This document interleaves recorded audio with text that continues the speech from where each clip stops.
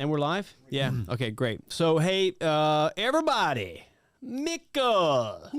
Thomas. Hello. Welcome back to the Synergy XR studio. Welcome to the Synergy XR studio. This is your first time. Yes. How do you feel being here? Anxious. Oh, really? Don't be. No. No, it'll be good. It's It'll gonna be be good. Yeah, I'll carry you. Don't worry about it. Yeah, I'm excited. We're here to talk about our careers now in the Metaverse, which I don't know about you, but when I start telling other people I have like a career in the Metaverse, that's weird. That sounds cool. They say, oh, wow, that's cool. Yeah. Yeah, and then they asked me to explain it, and then 30 minutes later, I've explained what it means. So guys, my name is Corey Morris. I'm the Chief Marketing Officer at Synergy XR, and with me today are Thomas and Mikkel. Why don't you guys just do a quick intro for people? Yeah, hi, I'm Thomas Finger. I'm the Chief Experience Officer and co-founder of Synergy XR. And you've been with the company for a while, right? 11 years now. 11 years. Yeah. Okay, Mm-hmm. wow, early. A seasoned veteran. I've been with the company before there was Metaverse. Okay, what was that was called? Unity Studios back Studios, then. Yeah. And what about you, Mikkel? Yeah, well, my name is Mikkel Musset, and I am the creative director here at Synergy XR, and I'm been working here for 2 years this month. Nice. Oh, congratulations. Thanks. Thanks for putting on the fatigues today. Yeah. Very nice. Try to blend in. If anybody's in doubt whether or not you're the creative director, I mean, I think it's pretty sure just by your clothing. Yeah, so it's not by coincidence. It is not a coincidence. So, guys, we're here to talk about really about how people can start or how they can pivot their career in the Metaverse. And we're going to dig into the Metaverse a little bit. But I think it's important just to start with, why are we even here talking about this particular topic? And it's not because of us. It's actually because of our community. We put this out about 2 months ago to the community, did a poll, got a huge response on it, where we basically gave people 3 options. Said, hey, we're thinking about doing 3 different types of webinars. Tell us what you would want. One of them was, how do you convince your boss to love XR? That got a pretty good traction, got 30%. And the other one was XR devices, past, now, and future, because what people may not know here is that Synergy XR, because we've been doing this for such a long time, as you talked about, we have a huge archive, almost a wall of fame and shame of XR devices that have done so well. Mostly fame. Mostly fame. We wanted to do a podcast about that or a webinar about that. But the clear winner was career paths in the Metaverse. Yeah, so that's why, it makes perfect sense, right? Especially for us. So we represent different career paths that seem to have just aligned here at Synergy XR. So we're going to dig into our different career paths and what that means to have a career path in the Metaverse. And then we also have a few guests with us today. So that's kind of the agenda. But as we always do here with these webinars, because some people, they may not be drinking the proverbial Kool-Aid as much as we are. So we want to make sure that everybody's on the same page in terms of understanding what is the Metaverse. So how do we define the Metaverse? Let's start there. How's that sound? Mm-hmm. Great. So this is the way we look at it. Really, the short definition is it's the next evolution of the internet. That's really what it boils down to. Now, what makes it unique, though, with this new version of the internet is that we'll use technology like augmented reality, virtual reality, and mixed reality, and we'll be able to enter like these digital worlds that are really cool, that are really immersive, but also that stuff that we're used to interacting with on our screens, for example, will suddenly be all around us. And it probably won't be through screens like this. So probably not. No, we'll have this huge mashup, this beautiful mashup between the physical and the digital worlds, and it'll allow us to interact with one another and also information in new ways. How does this definition sit with you guys? Sounds about right. Yeah, I think one of the big things also is that it's going to be spatial. Mostly. Yeah, so and what do you mean by that? So it's going to be 3D. Okay. Either we're going to have, like we talked digital twins, we're going to have relations, like something that you can either overlay the real world or you can go into and visit, or like sort of the digital twin is probably But I mean, in many ways, it's a new dimension of communication that we haven't had before, right?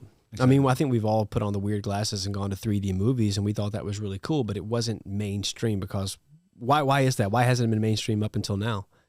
Probably it didn't really. It was kind of like a nice gimmick. It didn't really put much extra into the movie, but I think it does now. But I mean, just in terms of spatial technology, why has it taken us so long to get here? Is it because of tech that we have? It's probably a lot about tech, but it's also about sort of figuring out how to use it correctly. So Same with AR. It used to be sort of like makeup and funny faces and spiders when it was Halloween. Now it's more about wayfinding and putting products into context. So if we're talking about career paths in the metaverse, what we're effectively talking about here is career paths in the next iteration of the internet, right? Now, let's take a few seconds and kind of unfold these terms: augmented reality, virtual reality, and mixed reality. Because I'll be honest with you, I've spent the last 2 years trying to explain people what those acronyms actually mean. Yes. But we're going to look at some visual definitions of what this is. So obviously, augmented reality, you got your physical world, you've got your digital world, and through your phone or iPad or any type of device like that, you can put digital elements on top of that. Correct. Yeah. I think what I always use is VR as the Matrix, just to date myself. VR is the Matrix? Yeah, that's basically the movie, right? The movie Matrix. Yeah. About like more than 20 years old now, yeah. I guess. Yeah, the original, yeah. Yeah. AR is Iron Man, and mixed reality is Iron Man 2. Basically, that's what I always use. I don't remember. I don't recall Iron Man 2. What was unique about that? Basically, in Iron Man 1, he has a little bit of overlay and can see stuff. And through his when he puts on the mask, right? Like that. Okay. Yeah. And now, what do you mean by VR being the Matrix? Because that's basically you're completely enclosed in a parallel world. Okay, all right, but less scary, I suppose. Hopefully, yeah. But yeah. Sorry for that. That's real. I tried to come up with something a little more. Yeah. More so happy. We've got, for those of you who are wondering, how do you get into that immersive world? It is through these glasses. This is the Meta Quest. They've also just recently come out with the Meta Quest Pro version. Exactly, yeah. But this is the big enabler for one of the many devices, I think we talked just briefly about tech. One of the big things about this is now it's becoming a mainstream device that people can actually maintain and use and keep up to date by themselves. Right. So augmented reality, my go-to example is Pokemon Go, because most people can get their heads around that. Yeah. You've got it in front of you, but you can't interact with it, but you can make, see cool things in a really cool way. Virtual reality, you got the glasses on, you're in a completely virtual world, and in the middle you've got this weird guy called mixed reality. What's unique about that again? It knows the surroundings, so it kind of is AR, but it's AR in relation to surfaces and hands-free. Hands-free, hands-free is a big one. But also it knows where your sofa table is. Right? Yeah, but you can also interact with the content, right? Exactly. Yeah. We actually talk in depth about this on a few of our other webinars. So if any of you guys want to learn more about that, then we'll put a note up so you guys can go and jump into that. But I think let's dig into the heart of what we want to talk about today, which is actually no, we have one more. Just to help people understand that the metaverse, when we talk about it's the next iteration of the internet. Here's a really good example from Gartner that came out in 2022 when it talks about all the different elements of the metaverse. So what I like to tell people is that just like the internet today, it's going to dramatically affect every way in which we live, work, and play. And you also look over here on this model. You've got the way we're going to pay for things, currencies. Three pretty important definitions, I think, because it's not only work, which is pretty popular at the moment. Yeah, but the way we live will probably be more in the next coming years, I think. Yeah, play. Yeah. Basically been here for a long time. Well, I think that's where you see a lot of traction. No, and that's also where you see a lot of traction today, because you hear about Fortnite and Roblox and all of these platforms right now where you're seeing some of these artists have concerts, and you have millions of people attending concerts, which is entertainment is pretty big. I think that's also where you see it taking off. Just like everything else, just with the internet. Somebody trying to define the standard, say what is it not, and a lot of people just starting to use it and just basically defining by doing it. So absolutely. So I think I know what's on the next slide. I'm not 100% sure though, but let's jump into it. So all right, great. Real quick. So we've given brief introductions into what we did before Synergy XR, what we do now at Synergy XR. But I'm just really curious, Thomas. I think you have one of the most interesting stories. Yeah. Before you became the Chief Experience Officer at Synergy XR, what did you do before? Yes, I say I just stood in the rain waiting for the bus. Like basically, I was trained as an architect, and that was fun for a while. An architect, interesting. So it makes sense now. Finally, the internet got spatial again, so now I can use all my hard-earned spatial knowledge. So basically, I was an architect for about 11 years. And you went to school to become an architect, right? Exactly. Okay. I was trained as an architect and worked as an architect. For how long? For about 8 or 10 years. Okay. Something like that. The funny thing was that I came out just as you stopped drawing with pen and paper and started using computers. Okay. And kind of was fortunate enough to be part of sort of figuring out how to do this digitally. So you were part of like the original digital transformation. Huh? I can't take all credit, but it was some fun experiments and you can take some credit. It's that out. fine. It's okay. So me and a couple of other guys kind of figured out how to do that. Kidding, of course. But yeah, that got a lot of exciting experience and a lot of things like how do you do something in a new way using new technology? What are the benefits? Yeah. How do you convince the naysayers? There's a lot of stuff there. And what were you doing before architecture? I mean, you must have had other jobs before that, I suppose. Before architecture, it was a hodgepodge of weird jobs. Okay. It was like college was architect and then straight out working as an architect. So okay. All right. So those have been your two primary career paths so far, as architecture and then jumping over I'm not into. that old. I mean, managed to squeeze. I mean, in 2 really? full careers. That's Sorry. it? That's all you've done? I mean, come on. Like, no, most millennials have 3 years. That's a long time. I guess I'm an old school, so I go the Gen Z way, like about 10 years per career. Cool. We're going to get into what you do today as the Chief Experience Officer of SynergyXR, but thanks for sharing. Mikkel, what about you? Yeah, what about me? Yeah, I started out as an arts and crafts and illustration, technical drawing education actually when I was a young dude. So I've been working plus 15 years with graphic design and illustration and also art direction, of course. I've been working for a couple of years within advertisement. So you're with an agency? I was with an agency and I've been working freelance for 15 plus years. Actually. Okay. Yeah. So in many ways, you've held kind of the same title that you have today, just in a different capacity, perhaps. Yeah, so to speak. I did some different educations during my run throughout the career. It's been working pretty well because a lot of it is basically within the same realm. So it's just add-ons basically. And then of course it took a heavy flight 5-6 years ago when I became an art director. That was pretty much the goal from day one. So cool. That was, and we're going to dig into a little bit about what you do today and what's similar and what's different. So about myself. So what did I do? I've always worked in the Metaverse. No, I'm just kidding. So I worked with marketing. I was a marketing lead for Airbnb. And before that, I was a chief marketing officer for this company called Guest.com. But to be honest with you guys, my career's kind of been all over the place. I'm not one of these people who decided at a young age, said, I want to be X. Let's map out a 15, 20-year plan to make sure that happens. Yeah. I think I've just been in the right place at the right time, in that I've always been kind of a natural born marketer, for better or worse. But no, even before I really came into a full-fledged marketing role, I worked in alumni relations within higher education. But I think looking back on it, I mean, my primary goal was like the chief evangelist. I helped co-found it, but most of my job was just marketing and trying to help introduce a new category. Yeah. Into a new market, which seems to be kind of my calling, because I always find myself working in jobs and positions. It's like, wow, okay, you really got to help people understand what this is. But if I go really far back, so I joined the U.S. Navy when I was 17, and I worked for 5 years within meteorology and oceanography, which has nothing to do with what I do today, except for the fact that I have to convince people that the weather's going to be good. Yeah.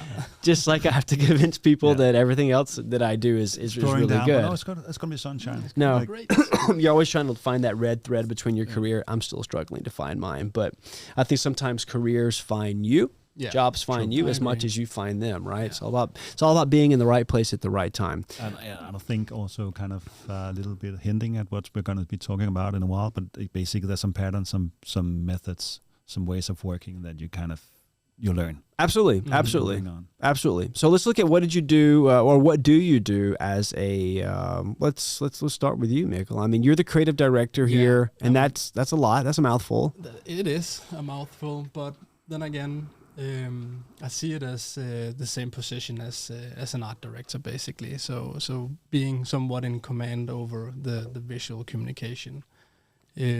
So I'm creative director at Synergy XR, and I primarily work with you in marketing, right? Where and cleaning up my sketches. Yeah, where I overlook branding and campaign material and all visual communication. Yes, it's many of the same things that a normal art director would do in the other company, right? Yeah, that's basically the same as before, I would say. But then on the other hand, or aside to that, I'm working with Thomas as well as a creative lead, creating all these stunning experiences that we do for our customers, of course, and also I overlook all like creative experiences, demo experiences, and UI design on our own product internally. Yeah, as well. So it's both on the marketing, the branding side. You're kind of like represent the visual voice of Synergy XR, but at the same time, you're also having to create these experiences for people to actually try, which I could imagine is something fairly new for you. It is, yes, because it's kind of being the product and looking at the product at the same time from afar. So it's pretty interesting, actually. Yeah. We'll dig into a little bit about what's super similar, what's also really different in a second. Do you wanna take it, or should I take it, or what? Yeah, you want to go for it? Can I get the question again? Yeah. So Thomas, as the CXO, Chief Experience Officer, what do you do? Oh, excellent question. I guess people just want to say, what does the Chief Experience Officer do in a company that works with the Metaverse? Everybody. Now can we do a quick disclaimer, because one thing is that we work for a company that sells a Metaverse product that we can also sell to other companies who maybe have products that are not Metaverse products. So let's just say that we were selling our product to Nike or Adidas or IKEA or whatever. They're obviously going to have, these roles are going to be a little bit different. Just want to put that out there. So you understand what I mean? Yeah. So this is what I do in Synergy XR as a experience officer. Because obviously if you were the chief experience officer for, let's just use a brand IKEA, for example, and you were looking at the Metaverse, that may be a little bit different, right? Yeah, definitely different. Yeah. So this one in this company, it kind of covers basically being able to talk to clients, figure out what the challenge is, what do they need solved, help design some kind of solution, sketch that out, bring it back into the house, talk to the technical people, talk to my art director, our art director. Yeah.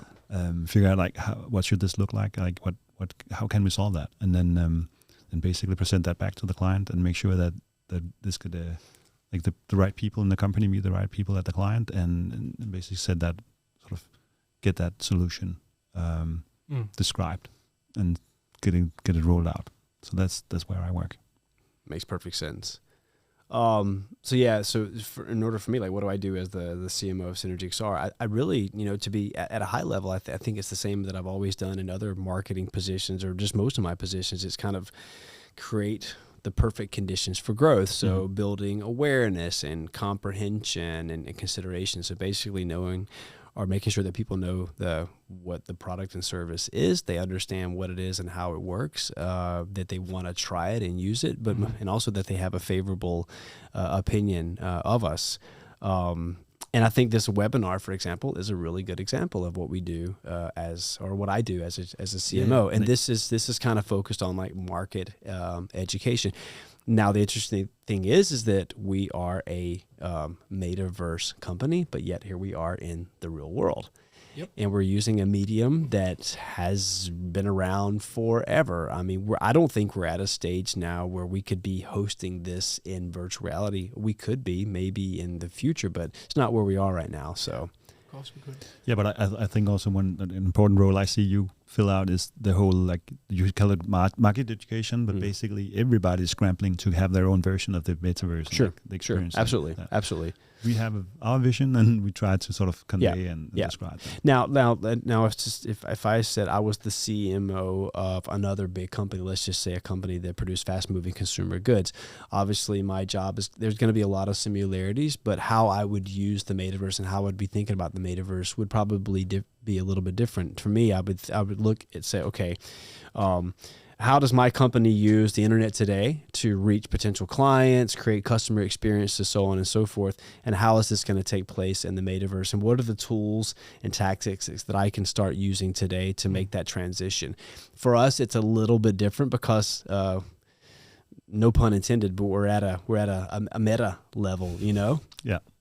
So just to make that highlight that difference between what we're selling and then if you actually were sitting with a brand. But I'm just really curious though, because you know we hinted on this before, but you're a creative director here, art director here. I mean, how is it similar to what you were doing before? Yeah, well, where I think it's pretty similar is a lot of those, also as you just mentioned, for you being a CMO and doing basically some of the same things that you did before. I think this is somewhat the same question. I think that creating larger concepts, you use a lot of different tools and different processes in design, and a lot of those are of course the same. I learned pretty early on that there's a lot of ways to do this in a creative sense or in a design sense. So what you want to do during time is basically build your own toolbox and use whatever works best for you. I haven't really iterated much on that since I started here. Right. So I'm still using like the same old forms that I kind of created in my own toolbox. Right. So it hasn't been a huge shift for you. It's not as though you had to start from scratch, huh?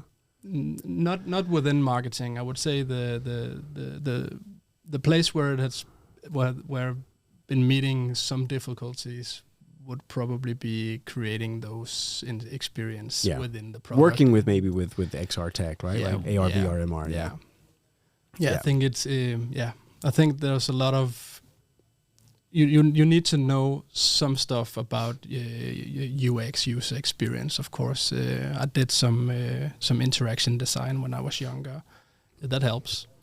Because that's basically a pre-state for UX design before it became so popular as it is today. Everybody's a UX designer. Everybody's UX, So having somewhat knowledge about what good interaction design is, and also because of my background as a artist, basically, I know a lot about composition, and I know a lot about drawing, technical drawings, like depth and light settings and so on.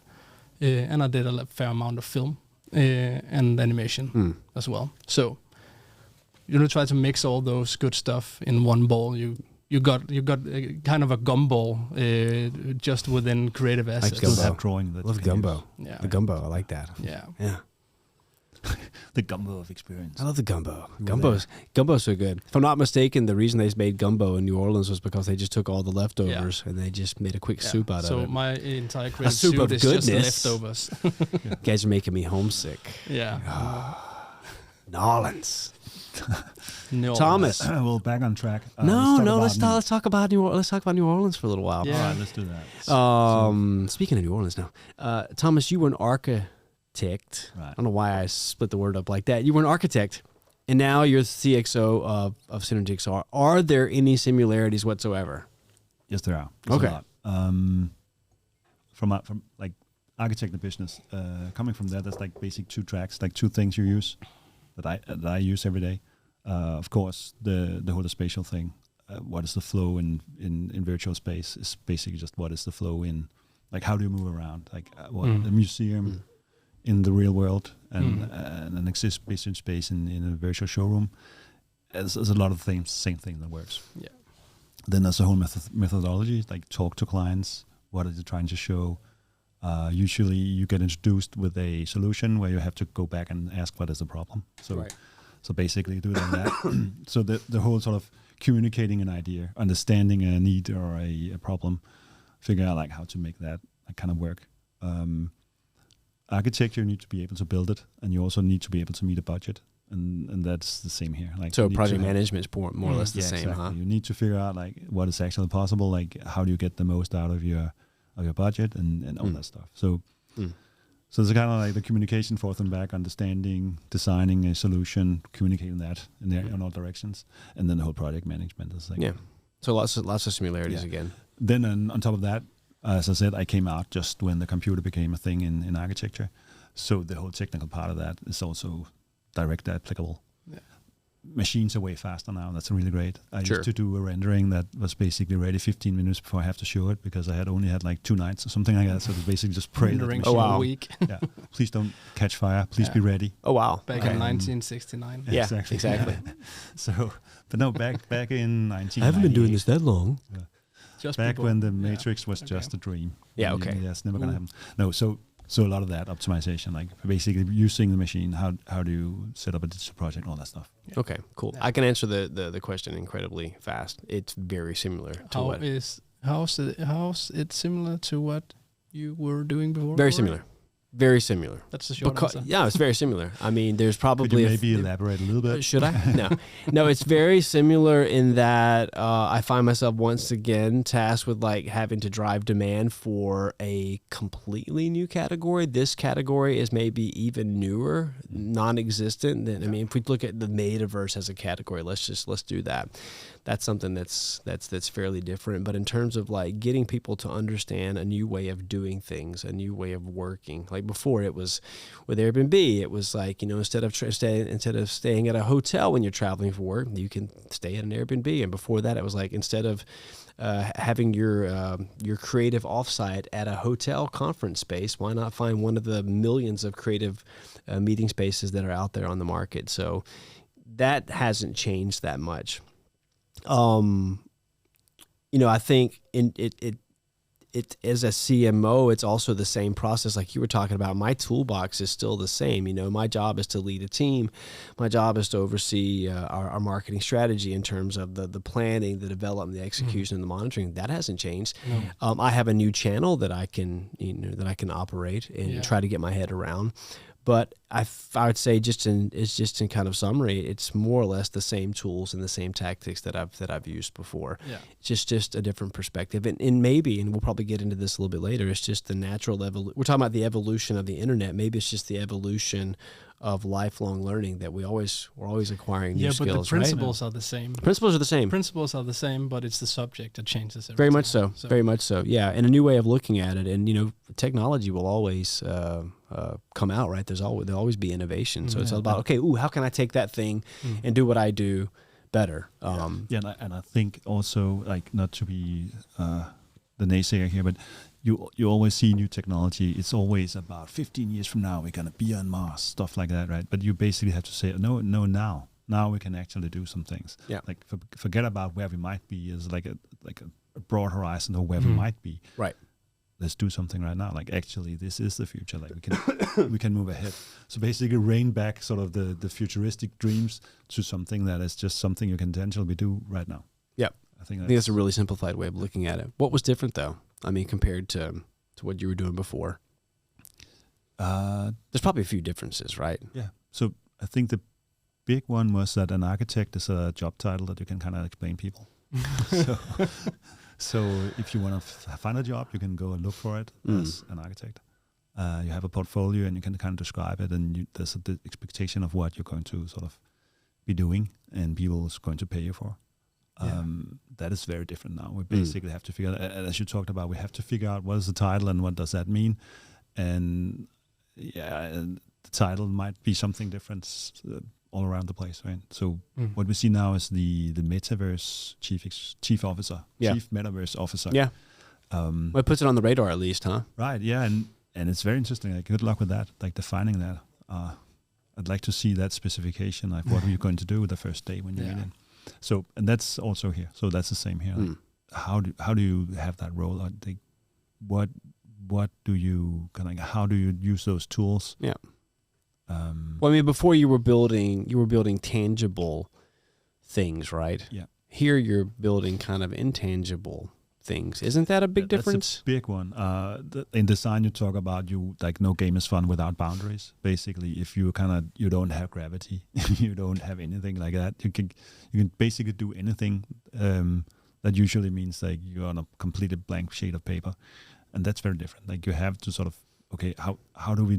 You talked about this rules of like you have rules of design, and you have sort of you make your own rules about how you want to speak this language, and you have to reinvent that completely. So that's kind of interesting. Okay. Started out some spacey stuff and kind of dialed it back to make it look a little bit more like the variants we have now, or more something that could just be on a very high budget, right? But it's still something that could be built in reality. But also the access to the things that you're building also is highly contingent on technology that's evolving from almost like on a day-to-day basis now. Yeah, and same with you, Mikko, right? I mean, absolutely. And it is like, sorry about the pun, but it's basically getting an experience still. So that's something you also have to be mindful of. Like if you bring people into a VR experience now, just the fact that you're putting on a headset and experience a completely different world where you're snapping in and out of it is something different. Right. Like the way you're kind of like introduced to it and how you communicate in there. Even though you're mimicking the real world in some sense, it's still totally different. Yeah. I think that's the biggest difference. Is the same as you.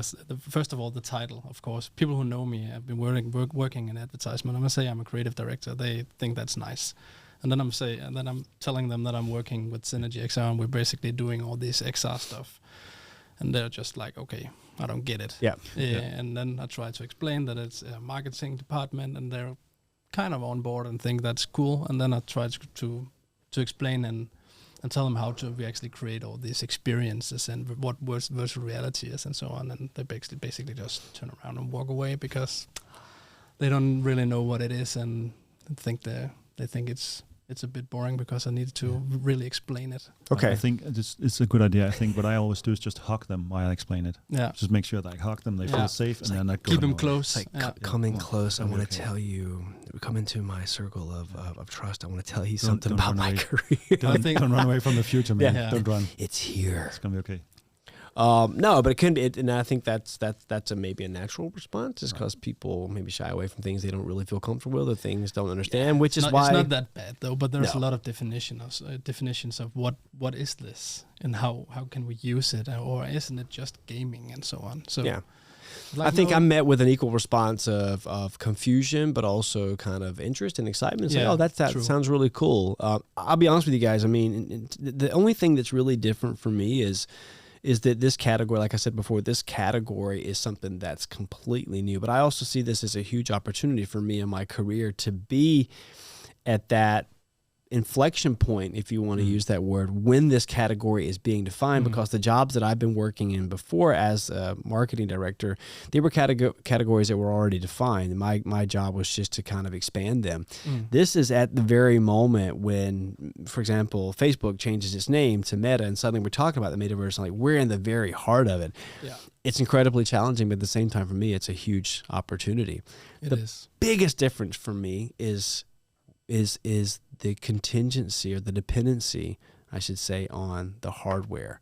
Because up until now, the technology has all been Web 2.0 based. It's either been through your desktop, we've been through that, and then it went through mobile, right? It was all app based. Yeah. That was the window, if you will, to how you could access the tech products that I've been working with. This, obviously using this, but they're a completely new way, right? And then the glasses, the VR glasses, the MR glasses, that's been the most challenging thing for me, in the sense that a vast majority of the people today still haven't tried that technology. So getting people to understand that, and understand that, like you said, it's the internet, just spatial. It's like, okay, what do you mean by spatial? Right. The vocabulary isn't a part of the zeitgeist yet, and it will be, and that's why we're doing the good deed as we speak. Because that's why we're here. The whole MR. That's why we're here talking about it. But I think the way that things are accelerating, it's just a matter of time. So, in the interest of time, speaking of that, let's move forward. Let's just try to narrow this down to a quick talking point. What was the most demanding change for you making the shift? Can you go back that far with First Thomas? Was it 25, 30 years ago you made the shift? Just remembering back in the day. Let me get into my time capsule. Yeah. Kids with sticks. That was terrible. I was demanding. Moon landing. No. So I remember Neil Armstrong misspoke on the moon, and then well, you said once that people were kind of questioning, like, why are you doing this? Like, why are you? Yeah. Why would you do that? That would be putting a stretch on it, but it's like really, all right, that's interesting. So you have a safe and promising career, and and then like. Was that the 2,000-year-old digital field? Like, architecture, it's like it's safe. That's a good course. So they saw it as a huge risk that you were taking. Yeah, architects live for a long time, and they seem happy in their turtlenecks and their black coats. So why don't you just stay there? And that was kind of interesting, like just basically tossing everything out there. You had a set path and figure out, like, can I replicate that or at least maybe even do a little bit better, right? That was demanding as hard work. It's not like I went crying or anything when I went to sleep, but you still have to define your own job, your own field of work all of a sudden. So figuring out what it was and what it wasn't, that was it's not demanding, but it's still something that you work with constantly figuring out, like it's evolving, huh? Yeah. You can't really look at anybody. There's nobody ahead of you that already did this. Right. You don't have a predecessor. No, exactly. Yeah. So we had to, like, a little bit like, what did I used to do as an architect? What did other people do in similar fields, but there's not then many directly similar fields. So figuring out, like, how to make that work. I think that's been the most demanding part of it. Okay. What about you, Mikkel? I mean, yeah, the most demanding change. I think we'll probably go back to being the creative lead in this department, in this company, because I really like architecture as a hobby as well, and all things creative and all things man-made and built and so on. And I really wanted to build spaces first off when I started here. But then I found out that it's pretty challenging. Yeah. And also, just to recap the other things that I was talking about, actually making those design principles fit this. I thought you were going to say polycount was the most demanding thing. Yeah, but the make it fit this development within the concept, right? Yeah, of course, polycounts. That's polycounts. That was totally new term. But then again, there's a lot of technical specifications that I still don't know everything about. But I'm getting more enlightened every day. I work on these assignments, of course. But I think the most demanding change was, and it still is actually, now that I think about it, is that I somewhat represent much more than we actually can do. Because what do you mean by that? I want to take things to a really high level. And it's basically the technology that kind of pushes back. Yeah. And hits the brakes and tells me to maybe dim it down a bit. So maybe what you're able to do with other mediums, 2D mediums, you're still not at a level where you can deliver that. Yeah. Okay. It's gradually going. No, that's interesting. In a more. So managing expectations seamless. Could be challenging. Yeah, exactly. Yeah. So it's not what was the most demanding change. I would say it's still what is the most demanding change. What is the most demanding change is actually getting my head and this extended reality world to kind of click and connect. No, I kind of echo that sentiment, because I think for someone who, works in marketing, works in communications, it's just really getting people to understand it and finding ways in which you can communicate this so that people can quickly understand, because often you have, just a few seconds to kind of garner their interest, and this is a pretty arcane, it's a pretty esoteric field. Yeah. But everything has its limitations. And just need to learn where and when and why. And I'll be honest with you, like, getting into this field, the learning curve, just for me coming into this, I didn't have a lot of Metaverse or XR experience before I took this job. It's like, okay, wow, this is not something I could learn in just a few months. I feel like it's taken me, I've been in the position now just for around 2 years. I feel like it's, maybe over the course of the last 6 months where I can really feel confident about this, because you begin to realize, wow, there aren't that many people out in the world who actually know as much as you do now, which I think now we're going to get to this later, is why you want to be in this right now, because this is when it's all happening, right?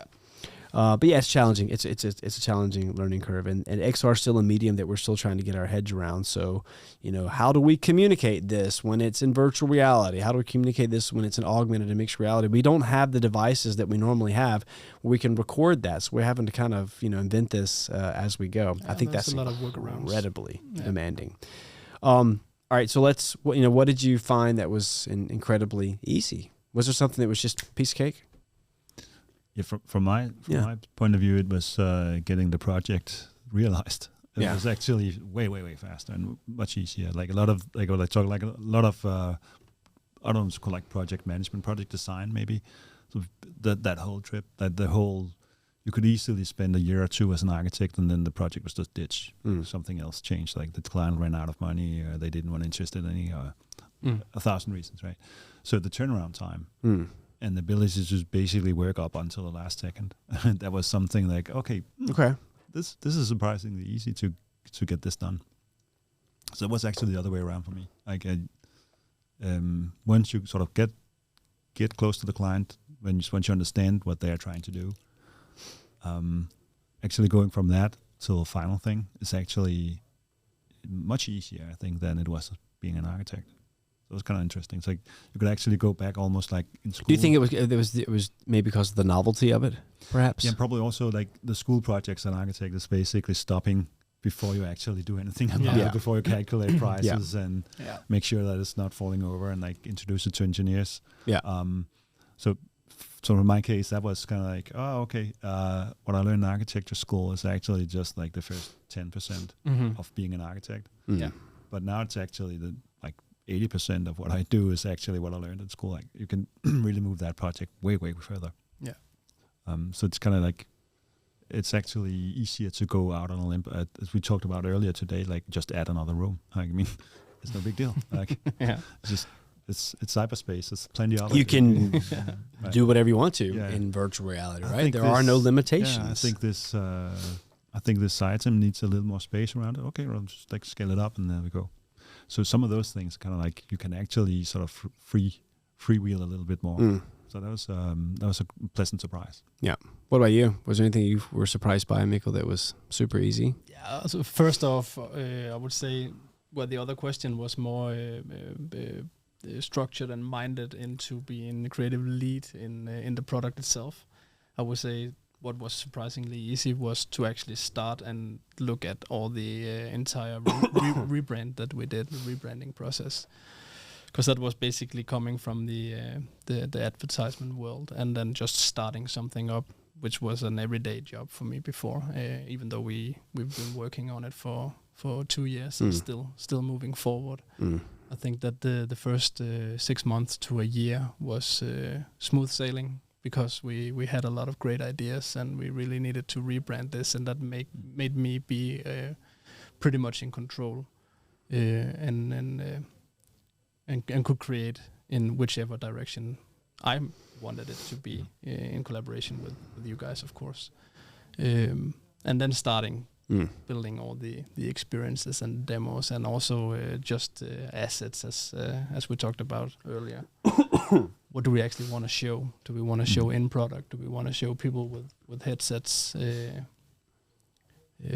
That was kind of challenging also as well to. But once you kind of crack the code a little bit and you make it easier for people to understand, right? Yeah, I agree. But I think that we cracked the code during the first 6 months, and then we actually also found out that we needed to focus more on what's actually going on inside the product itself. Right. And then we kind of switched to the other question, right? Yeah, kind of removing the black box around the product. And I would say for me, that was the most thing that was easier. Starting up was kind of riding the wave. You could kind of hijack the question and say it was surprisingly easy to talk about tech, but that's not really what you need to talk about. Right? No, because the thing is, what I've learned is that if you don't talk about tech and you use human speak and kind of get rid of all the jargon and explain it to people in a way that they understand, but also talk about how it can actually help them and make their lives a little bit better, I think that's when you realize, okay, it's actually not that difficult. And just look at the success of all of our marketing activities and how many people sign up for these webinars. I think I was surprised how easy it was actually to build or drive demand for this, and that there are a lot of people out there who are interested in this and who want to know more. And I think that's I was positively surprised by that.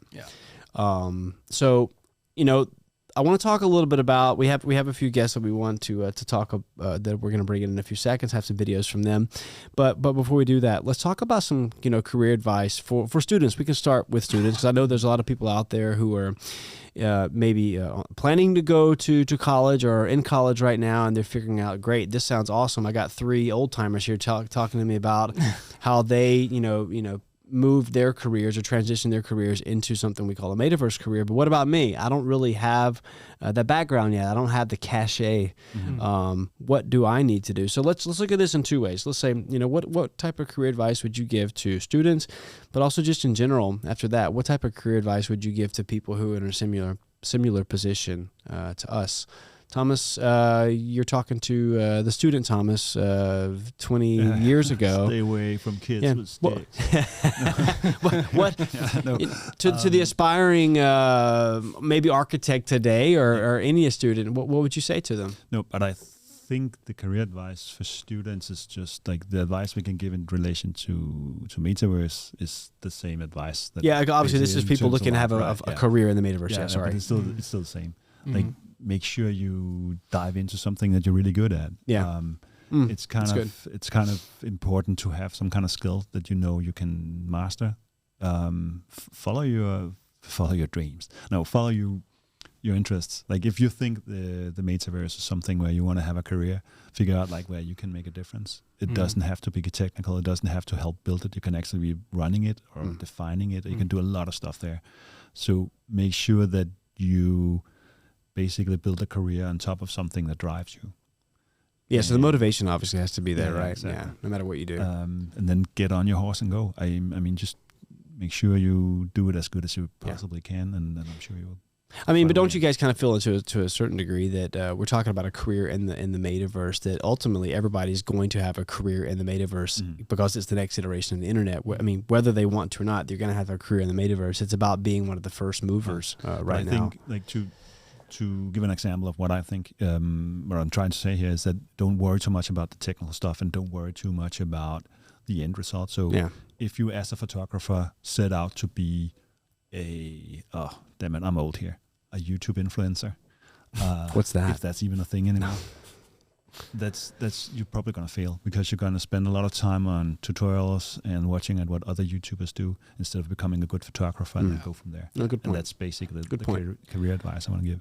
Yeah. And make sure you don't have to program. You don't have to be a 3D model. You don't have to have technical skills that can help build this. There's plenty of other stuff to do here. So I think that's very important. No, that was good. Thank you. Thanks for sharing. What about you, Mikkel? I totally agree with Thomas. But I also, in some sense, disagree because, of course, I think it's important to nurture your skill or whatever you really like. But then again, what advice I actually got when I studied at a design school back in the days was an old dude from Holland, from Amsterdam, pretty old actually, but he'd been working with graphic design and so on for many, many years. And he introduced the T-shape model.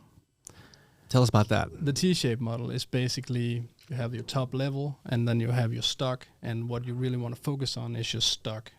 But then again, you of course want to have a lot of interests. Yeah. You don't need to be perfect in any of them, but just being curious about. So good at many things, great at one thing. Yeah, basically. And it was actually at a moment where I was pretty much confused about why am I actually doing this, because I came from arts and craft and had this illustration in mind, and I really wanted to be a big illustrator, a big artist.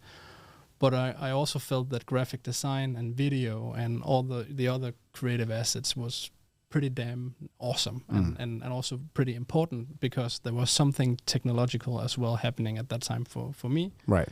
So of course you needed to get some technological advice and also get some courses and know to use computers. Of course you're using computers at that point, but you really wanted to master some of those programs.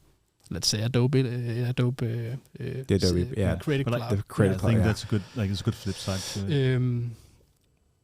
So I gave myself permission to think that there were more than one thing that was pretty awesome and interesting. It also stressed me out, of course, because what is the focus? But then he introduced the T-shaped model, and I was like, okay, if I just let my interests feed into all this good stuff that I want to do, and now 15 plus, maybe even 20 years later, I'm not working on technical drawings or illustrations that much anymore. I'm working in a computer, and I'm sitting as an art director or creative director. And actually also telling other people what I would like to have done, and we do that in a collab and so on. But it seems as though you had a mentor kind of show you the light, guide you a little bit. Is that something you still think is valuable for others out there? Yeah, I think a mentor is straight out the best way to get directly springboard in your career to have someone to polish and nurture whatever you're doing. I couldn't agree more. In whatever education you're having. I can add to that in saying if I was a student out there, I would be less focused on what I'm studying and more focused on how I'm actually going to use that afterwards. Yeah. I would suggest also that you complement whatever you're studying with a student job right away, preferably a study relevant student job or an internship or whatever, because that's obviously going to give you a point of reference in which you can bounce your theory off of, but it's also going to help you start to establish a network and also quickly identify if that's something that you want to do. In the real world, it's a kind of way of safely sampling work before you actually fully commit to it. I'd also say don't worry about it. Don't worry about what you study. You can study X and then end up doing A because, it's a lifelong journey. Learning is a lifelong thing, and you can always change if you want to and repurpose or whatever. There are so many things interconnected in these days that there weren't for say 20 years ago. It was pretty straightforward. I think the ability for just to be a nice person. Don't be an asshole. I mean, I think that's the most important thing. Just work on human the skills associated with human relations, right? That's a really good starting point. And I'd also say right now, this is, for lack of a better word, a blue ocean. It's about differentiating yourself. So even if you've studied, I don't know, law, economics, or whatever, you can still find a specialization within something that's Metaverse related. Because I can tell you one thing, there are companies out there who are looking for people who have this specialty, this skill set. And there aren't that many of them out there. So this is a great, in a highly competitive environment within the world of tech, this is a great way to differentiate who you are and what you can do. There's a flip side to that, though. Right, I think it's important to get in there because that might be my upbringing where I studied. But I think a lot of people, young people, forming their career, try to what you call disrupt or reconfigure everything, change everything, and it's all good. And then you really need to have that in your stomach and really have that dream. But start out by learning how it is now. It's really important. Learn economics, learn the law, learn the basics. Learn the basics. Make sure you really know what you're doing before you're trying to reshape it. Sure. So I think I couldn't agree more. Yeah, and don't be too worried about it. I don't know, JavaScript programmer number 5 million. That's okay. I mean, you understand, if you understand software development, you have a good basis to redefine from, right? Yeah. I do think network is really important, though. Sure. I just want to put in there, don't be afraid to just be in the middle of the class. Make sure you get the foundation down. Sure. Then you can operate from there. No, absolutely. I couldn't agree more. So let's get an outside perspective. I think people right now are probably tired of hearing us three talk about. Yeah, I don't think we have time for that. I think Metaverse. Just keep going. Talking. Yeah. Should we just stay with us? No. I don't think Jose is going to be really excited about this. We have Jose Esteban who chimed in through a video with us. He's made a career shift recently. Now he's a Metaverse public relationist. But why don't we just listen in where he gives us some of his advice? There is Jose. I'm going to press play. Maybe. Let's see. There we go. There's Jose. Hello, this is Jose Luis from Madrid. Thanks for having me. I'm a marketing executive with 20 years experience in leading marketing, advertising, and technology companies with expertise in digital, precision marketing, brand, and business. I'm a former managing director across different agencies in international networks like BBDO and Proximity. I'm passionate about creativity, technology, and learning. During my career, I have been building strong client relationships that create unique business opportunity and new revenue streams. I've been leading large client accounts in key sectors like automotive, telecommunications, energy, tourism, banking, media, and many others. Recently, I joined a team who want to connect brands and client needs with Metaverse and with VR technologies. Today, the Metaverse hype, with a lack of knowledge causing companies to act in an opportunistic and tactical way. So business leaders need a strategy and a plan for the Metaverse that goes beyond the press release. This is why we consider we can help them. At the same time, I'm collaborating with different companies who has a people approach for this new technology. And also I continue learning like an explorer with some of our market leaders on VR. In 5 years, I'm starting up a new adventures in an exciting new industry.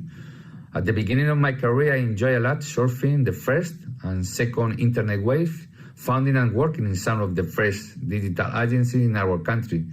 So right now, it's a nice challenge for all of us to create this industry, putting together our talent. I believe that a brand's DNA is the most important guideline and should stay the same in Metaverse. So in 5 years, I would love to continue helping brands and business to design and bring to life their Metaverse strategy and roadmap, combining a long-term strategic vision with a short-term activation plan. About career advices, first, don't be afraid to start new challenges in your career, even if you are in a good position or role. Look for something make you feel passionate again, of course. And be more specific about Metaverse. First, I think we would take a look of your background. In my case, I would to focus on sales, creativity, and consumer engagement. Meet the people who are doing real business and not just definition Metaverse and join them. And be sure brands and business are going to need good professionals like you to bring to life this new Metaverse ecosystem. So good luck. See you on this trip. And thanks a lot, Synergy, for having me and enjoy this interesting webinar. Bye-bye. I thought Jose was great. You got a 20-year-old veteran here who's coming from one of the most recognized advertising agencies in the world. He's like, hey, all these brands are asking, how do we do this? Mm-hmm. What I see here is a blue ocean. Right. I see a space that I can carve out for myself. Let's do it. I think that's pretty awesome. Yeah, and I think also in terms of career, right, he has a very broad background. He has industry inside. He understands that. Yeah. And then he has a passion. So he sort of like combines those two, and there you go, a new step in the career, right, a new path.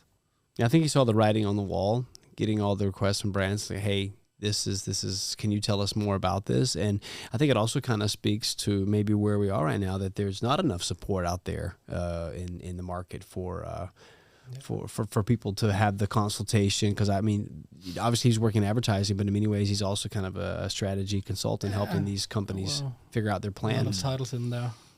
Yeah, but I think also he's kind of onto there will be sort of like a vacuum after this. Like this is a lot of talk, and all of a sudden a lot of people are realizing this is now. They started moving, and there's going to be empty space there. So the first movers, the people that's been getting ready there, they're just going to swoop right in, right, and figure that out. Yeah, for a while. Absolutely interesting. Absolutely.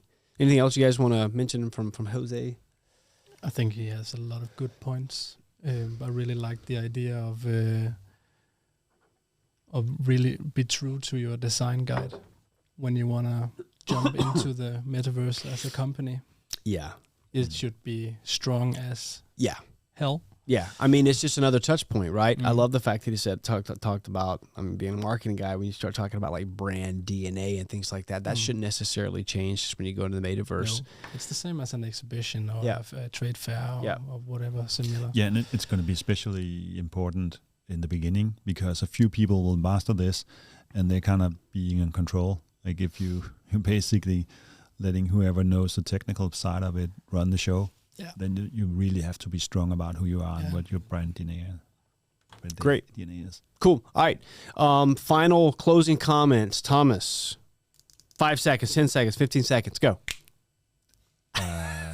It's been great being here. No. So career-wise, just go for it. We're going to need you out there. There's going to be, I think one thing is build it. We're building it now. We're philosophizing on it. Is that real? Anyway, I'm trying to figure out what the hell this is and what it means to humanity. There's going to be a lot of people running it. That's the next step. There's a lot of work there, like plenty career opportunities there. And then most importantly, I think using it. There's a lot of people having get your hands on it. Extremely interesting careers now. Yep. Purely online, like one-man shops out there. So just go for it. Yeah, absolutely. What about you, Mikkel? Yeah, I would just say stay curious and I love that. Do something dangerous. Oh, stay curious, do something dangerous. Yeah. I think a lot of people right now, they're like, oh, you've got me excited. I want to know more about this. Is there a platform out there where I can actually try this? And there are actually. Ours is obviously a great option for people if they want to come and try it. But there are other platforms out there where people can come and start building, start experimenting with the metaverse, both on the how it's used side, but also actually how it's built side. So if you look at the entire value chain, there's lots of opportunities there for people to go out and to start getting their hands on this, so that wherever they are in their career, if they're still a student or if they're a veteran, they can get the skills, the insights, and the experience that they need to have a successful career in the metaverse. And I think that's how we should end. Great. So, hey, listen, if any of you guys want to know more about who we are, what we do, check us out at synergyxr.com. We've got our community section where you can read all of our articles and see other webinars like this. But Mikkel, Thomas, thanks for joining us in the studio. And thanks to all of you for joining us. Great. Right. Yeah. So if we go back to the first thing that we talked about,